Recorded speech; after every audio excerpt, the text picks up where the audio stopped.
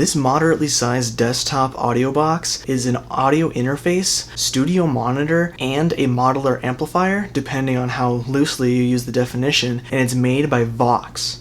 Yet, this was launched in 2008 and even discontinued sometime in 2012 or 2013. Its lifespan ended at least 3 years before even the first launch of the Boss Katana series.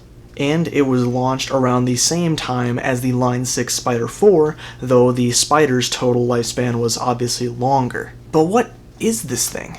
Well, this was the VOX Jamvox JV-1 monitoring system. What it actually was meant for was to be an all-in-one means to an end to use VOX's Jamvox software, which was bundled with the system back in the day. Back then, the monitor was required to properly operate the software. Unfortunately, the Jamvox software was always meant to be the main product. The JV-1 system was discontinued back in 2013 with the release of the Jamvox 3 software, which added support to work with a variety of audio interface systems as an input instead of having customers forced to rely solely on the JV-1 monitoring system. What does this mean for the JV-1 monitoring system? Well, it's unsupported and no longer serviced hardware, unfortunately, but this little fucker has some life left in him. After figuring out how to install the proper drivers, which are still available on the Jamvox site, the system still works on Windows 10 and 11, even more than a decade later of not being actively supported. I contacted VOX/Korg support about information about the system, and they were happy to help, but they had me worried when I first bought this thing and asked them about it. They were saying that I would have to be running a system with Windows 8.1 at the latest as an operating system. However, like said before, I have gotten this monitor and audio interface to work with both Windows 10 and 11.